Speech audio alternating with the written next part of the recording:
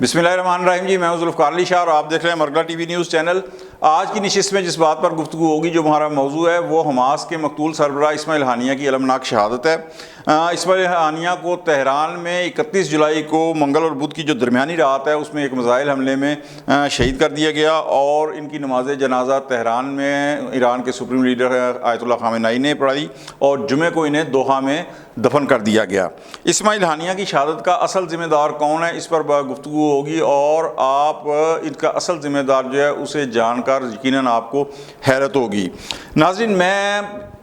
ज़ाती तौर के ऊपर हिज़्बुल्लाह, हमास या जो भी जिहादी पॉलिसियाँ इस वक्त इस्लाम के अंदर जारी हैं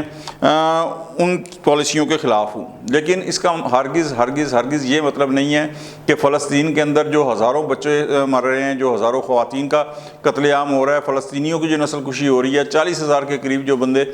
मर गए हैं इसराइली बमबारी से और इसराइल के जुल्म व सितम से, और इस्माइल हानिया की जो शहादत है इसे इन वहशियाना इक़दामात को दुरुस्त करार दिया जाए। ज़ाहिर है कि ये एक अलमनाक सानिया है कि जो इस्माइल हानिया की शहादत से हुआ, जिसे पूर्ण होते होते एक टाइम लगेगा, क्योंकि ये हमास के ज़ाहिर के सरबराह थे और इनके ऊपर जो एक नफसियाती असर था हमास की पूरी तंजीम के ऊपर और इनकी पूरी दुनिया के अंदर जो एक नाम था, फ़लस्तीन की जो तहरीक थी, इसराइल के ख़िलाफ़ जो जद्दोजहद थी, वो इनके नाम से इबारत थी। और आप ये देखें कि ये किस कदर अजीम रहनुमा थे कि इनके 59 ख़ानदान के अफराद पहले शहीद हो चुके थे और 60वें जो हैं वो इस्माइल हानिया हैं, जिन्हें जाम शहादत का नोश किया और शहादत के मरतबे के ऊपर वो फ़ाइज़ हुए। अच्छा, इससे पहले आप ये देखें कि ईरान के हवाले से अगर बात करें तो खालिद सुलेमानी को इराक़ के अंदर शहीद किया गया मिसाइल हमले के अंदर, और कुछ अर्सा पहले दमिश्क के अंदर ईरानी सफारत खाने के ऊपर इसराइल ने अटैक किया। मैं जो जिहादी पॉलिसी के हवाले से बात कर रहा हूँ कि मैं क्यों नाक़िद हूँ इस पॉलिसी का और क्यों इसके ख़िलाफ़ हूँ, तो उसके रिएक्ट के अंदर आप अगर कासम सुलेमानी जो पासदाराना इनकलाब के सरबराह थे, उन्हें अगर इराक़ के अंदर शहीद किया गया है, मिसाइल मार के शहीद किया गया, तो बड़ा वाज़ेह है कि किसने किया, तो उसके बदले में ईरान ने क्या किया। ठीक है जी। और उसके बाद दमिश्क के अंदर अगर ईरानी सफारत खाने को तबाह किया गया, तो ईरानी सफारत खाने का मतलब यह है कि वो ईरान की टेरिटरी थी, उसकी अपनी हदूद थी ईरान की, जो सफारत खाना होता है। उसके बाद भी ईरान का जो रद्द-ए-अमल था, वो मिसाइल उन्होंने मारे, लेकिन रास्ते में कोई रुक गया, कोई बच गया, कोई उसका भी वो बड़ा ढीला डाला सा जो है ना, एक सिंबॉलिक जो था वो रिएक्ट था, कोई ख़ास उसका भी जो है असर नहीं हुआ। 9/11 के बाद आप ये देखें कि अमेरिका अफ़गानिस्तान में आता है, अफ़गानिस्तान के बाद वो इराक़ में आता है, उसके बाद वो लीबिया के अंदर जाता है, उसके बाद जब वो शाम के अंदर आता है तो उसमें फिर जो यहाँ खिते की जो बड़ी पावर है ना, जिसमें रूस है और चाइना है, उन्होंने ये मिलकर सोचा कि जनाब अब इसके बाद अगर अमेरिका ने मज़ीद यहाँ इस खिते में कदम जमाने शुरू कर दिए तो फिर जो बैलेंस ऑफ पावर है इस खिते का वो जो है वो गलत हो जाएगा, उसकी जो है ना वो नहीं रहेगा। तो उन्होंने फिर ईरान के साथ मिलके वहाँ पे अमेरिका के ख़िलाफ़ जो है वो वहाँ पे प्रॉक्सी वार जो है वो शुरू की। ईरान की कोई शक नहीं है कि हिज़्बुल्लाह और प्रॉक्सीज़ हैं वहाँ पे मौजूद हैं, वो लड़ रही हैं इसराइल के ख़िलाफ़, और हमास की भी वो सबसे ज़्यादा अगर कोई मदद करता था वो ईरान था। लेकिन आज जिस तरह मैंने कहा ना कि जिहादी पॉलिसी, आज इसराइल के अंदर उसके दारुल हुकूमत के ऐन कलब के अंदर मिसाइल निशाना बना के उसके एक मेहमान को, जो उसके नए सदर मुमलकत की हलफबरदारी की तकरीब के अंदर आया हुआ था, उसे शहीद कर दिया गया, कत्ल कर दिया गया। तो सवाल ये उठता है कि ईरान का डिफेंस सिस्टम कहाँ था, उसकी सिक्योरिटी सिस्टम कहाँ थी, और सबसे बढ़कर ये कि उसकी इंटेलिजेंस जो थी वो क्या कर रही थी। इतना बड़ा वाक़या हो गया, इतना बड़ा वाक़या हो गया, तो क्या उसकी इंटेलिजेंस को कोई ख़बर नहीं थी? क्यों उसकी इंटेलिजेंस को ये ख़बर नहीं हो सकी कि इस्माइल हानिया के ऊपर, जो एक बड़ा मतलूब टारगेट था इसराइल के लिए, उसके ऊपर पहले भी 5 हमले हो चुके हैं, उसके ख़ानदान के, जिस तरह मैंने कहा कि 59 अफराद जो हैं वो शहीद हो चुके हैं और ये सारे के सारे इसराइली हमलों में के अंदर हुए हैं। तो क्या ईरान को अंदाज़ा नहीं था कि ये सब हो सकता है? ठीक है जी। तो उन्होंने इनकी सिक्योरिटी के ऊपर जो है वो क्यों नहीं पूरी उनकी सिक्योरिटी इस तरह की कि अटैक ना हो सके। फिर ऐसे बंदे को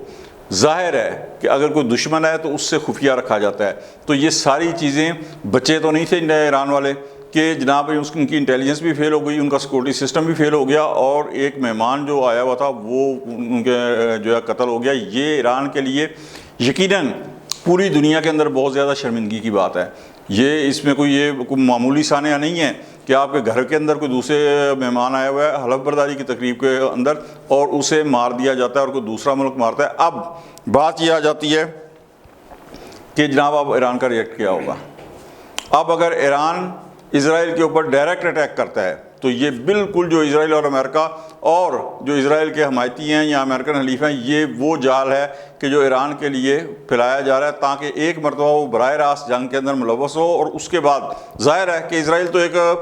بغل بچہ ہے امریکہ کا، اس کے بعد جناب ایران کے اوپر پہلے ہی سینکشنز ہیں، لیکن پھر عملی طور کے اوپر اس کے ایران کے خلاف جو ہے نا اقدامات کا حتیٰ کہ اٹیک تک کرنے کا جو ہے وہ موقع مل جائے۔ کس طرح؟ جس طرح میں نے پہلے ذکر کیا کہ صدام حسین کے خلاف بہانہ بنا کے کیا گیا کہ جناب نیوکلیر ویپن ہے، اس کے بعد نیوکلیر ویپن کا بہانہ بنا کے لیبیا کے اوپر اٹیک کیا گیا، پھر بشار الاسد کے شام کے اوپر کیا گیا۔ لیکن بشار الاسد کی جو تھی وہ قسمت اچھی تھی کہ جس طرح میں نے کہا نا کہ رشیا اور چین نے یہ محسوس کیا کہ اب اس سے زیادہ اگر امریکہ کو چھوٹ دی گئی اس خطے کے اندر قدم جمانے کی تو بیلنس آف پاور جو ہے نا وہ بگڑ جائے گا۔ تو یہاں پہ ایران کے لیے اب کیا کرے گا؟ کیوں کہ براہ راست اگر وہ جو اسرائیل کے اوپر اٹیک کرتا ہے، عزت کا مسئلہ ہے، اس کی عزت کا مسئلہ ہے، تو یہ وہ ٹریپ ہے جو اسرائیل نے بچھایا، وہ اس ٹریپ کے اندر آ جائے گا۔ اور یہ ایک سمجھے کہ ایران کی غلطی نہیں بلکہ بلنڈر ہوگا ایران کا کہ اگر وہ براہ راست اسرائیل کے اوپر اٹیک کرتا ہے، اس لیے کہ ایک تو پاکستان انڈیا کی طرح ان کی سرحدیں جو ہیں وہ ملی ہوئی نہیں ہیں، دوسرا آپ یہ دیکھیں کہ کچھ عرصہ پہلے جو انہوں نے دمشق میں جو سفارت خانے کے اوپر اسرائیل نے اٹیک کیا تھا تو اس کے بعد جو میزائل فائر کیے تھے وہ رستے کے اندر ہی جو راستے میں عرب ممالک پڑتے ہیں ان میں سے کچھ ممالک نے وہ بہت سارے میزائل وہیں پہ روک کے ان کو تباہ کر دیا تھا۔ تو ان تمام ممالک کی حدود سے گزر کر کیا میزائل ایران کے پاس اس طرح کی ٹیکنالوجی ہے کہ وہ اسرائیل کے اوپر فائر کر سکے اور اسرائیل کی جو ہے وہ تنصیبات تک پہنچ کر انہیں تباہ کر سکے؟ پھر جو رستے میں تباہ ہوں گے وہ تو ہے ہی ہے، لیکن ڈیفنس میزائل سسٹم جو امریکہ کے بعد صرف اسرائیل کے پاس ہے، کیا اس سسٹم کو بریک کرتے ہوئے ایران کے پاس ایسے میزائل ہیں کہ وہ اسرائیل کو نقصان پہنچا سکے؟ میرا نہیں خیال کہ ایسے میزائل ہوں گے۔ تو اب یہ جو جہادی پالیسی اپنائی ہوئی ہے، ٹھیک ہے، اس کا نتیجہ کیا نکلا ہے؟ 40,000 کے قریب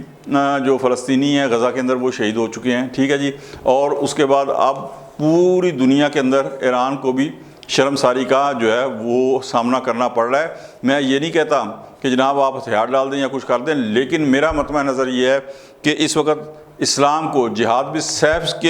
کی بجائے جہاد بالقلم اور جہاد بالعلم کی ضرورت ہے، کیونکہ یہ ٹیکنالوجی ہے جو مغربی ممالک کو اور اسرائیل کو سپر پاور بنائے ہوئے ہے۔ تو یہاں پہ اگر حماس اسرائیل کے اوپر اٹیک کر کے، یاد ہے آپ کو جب انہوں نے میزائل اٹیک کیا پچھلے سال تو کیسی واہ واہ ہوئی تھی، تو کر کے یہ ساری صورتحال ایک دن کے اندر کریٹ نہیں ہوئی ہے۔ تو اسماعیل ہانیہ کا جو قتل کا ذمہ دار ہے بالکل اسرائیل ہے، لیکن اسرائیل کے ساتھ ساتھ وہ جہادی پالیسی بھی اس قتل کی ذمہ دار ہے کہ جس کی وجہ سے آج اسرائیل غزہ کے اندر فلسطینیوں کے اوپر ظلم کر رہا ہے اور وہ بیچارے ظلم سہنے کے اوپر مجبور ہیں۔ یہ اسماعیل ہانیہ کے قتل کا ذمہ دار وہ تمام لوگ ہیں جو اس جہادی پالیسی کی حمایت کرتے ہیں، لیکن اس جہادی پالیسی کے ریئیکٹ جو آتا ہے اس کو سنبھالنے کے قابل نہیں ہوتے۔ آج تک کے لیے اتنا ہی۔ اگر ہماری ویڈیو آپ کو اچھی لگے تو لائک کر دیں اور شیئر کر دیں اور ہمارے چینل کو سبسکرائب کر دیں اور بیل آئیکن کا بٹن لازمی دبا دیں تاکہ دوسروں تک بھی یہ ویڈیوز پہنچ سکیں۔ اگلے ویلاگ تک کے لیے یہ ذوالفقار علی شاہ کو اجازت دیں۔ اللہ حافظ۔